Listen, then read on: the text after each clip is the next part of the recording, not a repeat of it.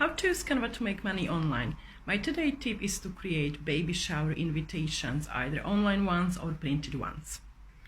Baby shower invitations are very popular. It's a boy, it's a girl.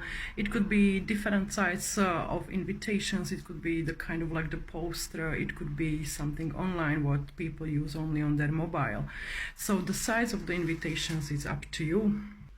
And you can use various elements. It could be some really cute kids elements. It could be some kind of colors which are related to this niche, let's say. Or it could be something totally crazy. I don't know, maybe a goat baby shower invitation. Why not?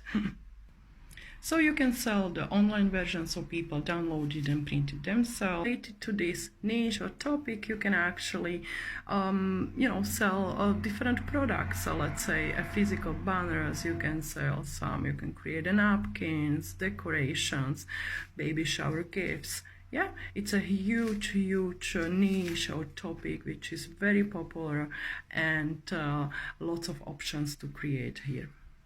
So check it out, what people are selling, what are the best sellers. Always make it customizable, so share it from Canva as a template so people can customize it, edit their own time, place, name, and so on.